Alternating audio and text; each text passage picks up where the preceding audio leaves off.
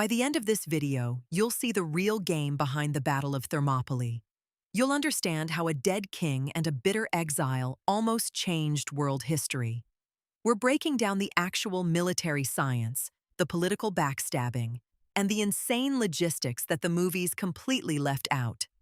I've spent years digging through ancient military history to separate the myths from the cold, hard facts. I know exactly how these ancient armies operated. Now, why does this matter?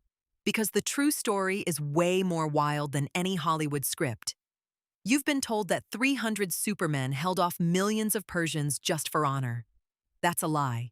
It was a calculated trap of geography, bronze armor, and brutal training. But it ended with a betrayal that cost everything. We're going to look at the massive Persian war machine. We'll see how Xerxes built bridges out of warships and dug canals through mountains just to show off. We'll also meet the exiled Spartan king who tried to ruin his own homeland for revenge.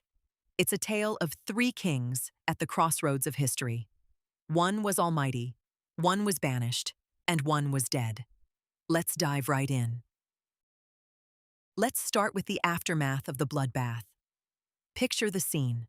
The sun is beating down on a field covered in thousands of bodies. Xerxes, the great king of Persia, walks through the carnage. He finds the corpse of Leonidas. Normally, Persians respect their enemies. They honor brave warriors. But Xerxes is so enraged by the loss of his own men that he breaks his own rules. He orders his guards to chop off Leonidas's head and stick it on a spike. But it gets worse. Standing right next to the Persian king is another Spartan king. His name is Demaratus. He didn't fight for Greece. He was exiled years ago, and now he's helping the enemy. Think of it this way.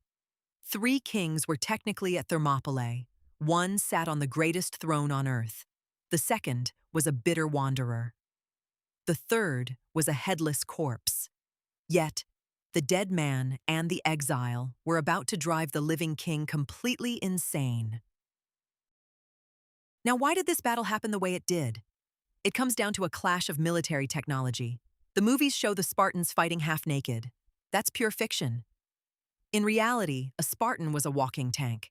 He wore a heavy bronze helmet, a thick breastplate, and metal guards on his shins. He carried a massive, round shield layered with wood and bronze. His main weapon wasn't a sword. It was a 9-foot ash-wood pike. When these men stood shoulder to shoulder, their shields locked together.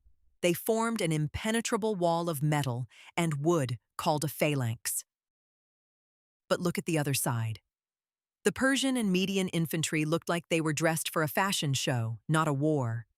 They wore brightly colored tunics and felt hats. They didn't have helmets. They didn't have metal breastplates. Their shields were made of wicker. Yes, woven sticks. Their spears were short, and their daggers couldn't reach past the long Spartan pikes. They had bows and arrows, sure, but arrows bounce right off bronze shields. One Spartan famously joked that if the Persian arrows blocked out the sun, it was fine, because they preferred to fight in the shade. Here is the catch. Equipment wasn't their only advantage. The Spartans had the only full-time professional army in Greece. Every citizen was molded by a brutal, state-run military school called the upbringing. They were trained to be efficient killing machines. They could pull off advanced battlefield tricks. At Thermopylae, they would pretend to panic and run away. The Persians would cheer and charge blindly after them. Then, in a split second, the Spartans would wheel around in perfect unison and crush the disorganized enemy. For 2 days, it was an absolute meat grinder. Leonidas chose the perfect spot. The pass of Thermopylae was incredibly narrow, only 50 feet wide at one point. It didn't matter if Xerxes had hundreds of thousands of men. They could only fit a few dozen at a time into the pass. Wave after wave of Persian troops smashed into the Spartan wall and broke like glass.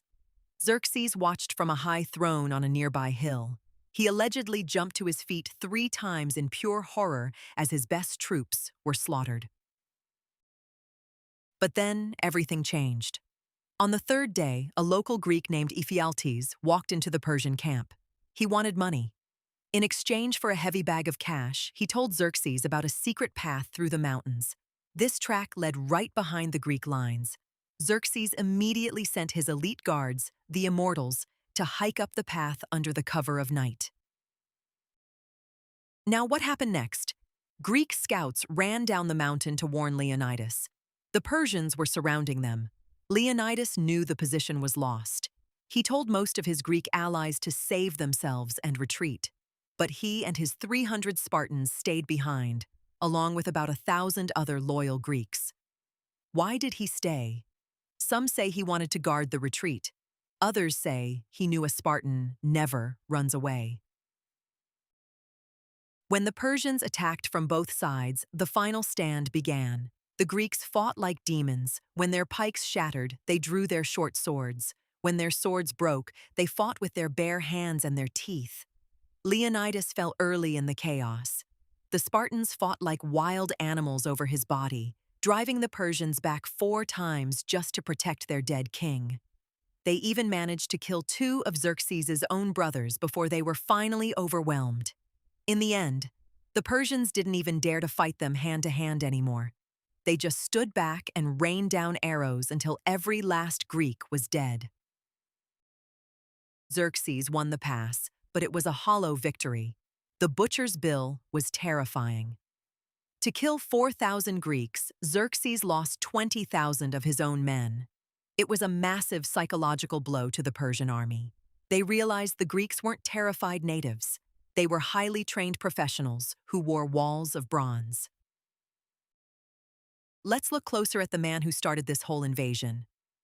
Who was Xerxes? He ruled the largest empire the world had ever seen. His lands stretched from modern-day Pakistan all the way to Egypt. He controlled 20 million people, which was 1/5 of the entire human population at the time. His father, Darius, had spent years planning this invasion to punish Greece for a past defeat at Marathon. When Darius died, the 32-year-old Xerxes inherited the throne and the ultimate family grudge. But being the king of kings wasn't easy. Persian court politics were ruthless.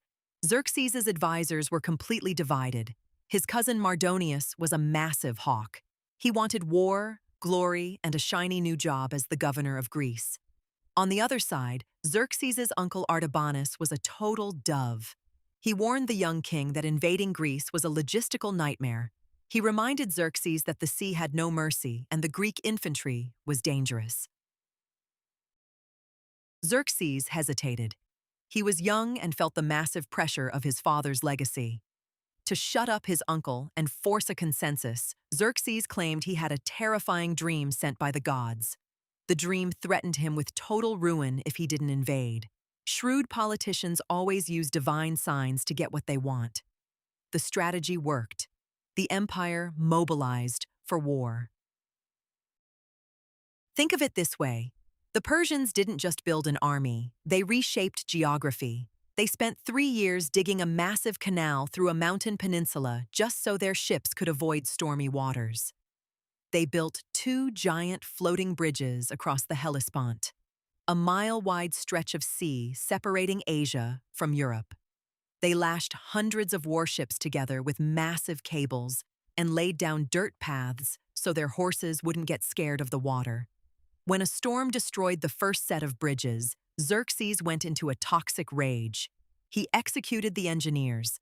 Then he ordered his soldiers to give the sea 300 lashes with whips and throw chains into the water to punish it.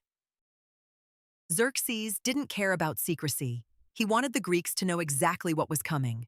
When his guards caught 3 Athenian spies, Xerxes didn't execute them. He gave them a full tour of his massive army and sent them home. He wanted them to spread absolute terror. But his ultimate weapon wasn't numbers, it was treason. The Persians knew the Greeks loved money and hated each other. Xerxes sent secret agents ahead with bags of gold to bribe Greek cities into surrendering before his army even arrived. It worked beautifully.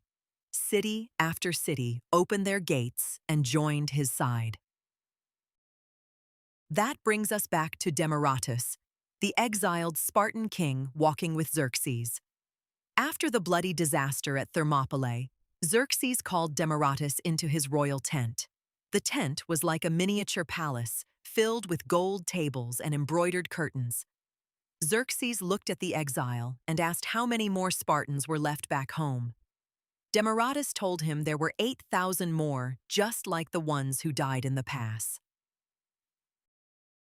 Then, the exile offered a cunning piece of advice. He told Xerxes to split his navy. He suggested sending 300 warships to occupy a small island right off the coast of Sparta. From there, the Persians could launch constant raids and stir up a massive slave revolt among the Helots, the agricultural workers the Spartans brutally oppressed. Demaratus argued that if Sparta was busy fighting a civil war at home, they wouldn't help the rest of Greece, and the alliance would collapse. But it gets worse for Demaratus. Xerxes' brother, the admiral of the fleet, was listening to this plan. He flew into a rage. He accused the Spartan exile of being a jealous traitor who wanted to trick the Persians into destroying their own fleet. He pointed out the massive strategic flaw. If the Persians split their navy, the Greek fleet would match them in numbers and destroy them piece by piece. Xerxes listened to both men. He protected Demaratus from his brother's anger because he valued his guest. But he rejected the exile's advice. He decided to keep his grand fleet united. This was a massive turning point in the war. Xerxes chose standard, brute force numbers over unconventional naval warfare. He thought his massive fleet was invincible. He was ready to march straight to Athens and burn it to the ground. Neither the sacrifice of Leonidas nor the schemes of Demaratus could stop his momentum. The great Persian machine rolled on, entirely unaware that it was marching straight into a catastrophic trap. Xerxes marched his army south toward a burning Athens, completely blind to the trap waiting for him at sea. If you want to see how the Greek navy turned this massive invasion into a total disaster, click on this video right here. We'll break down the secret traps of Salamis. Don't forget to subscribe before you go. See you there.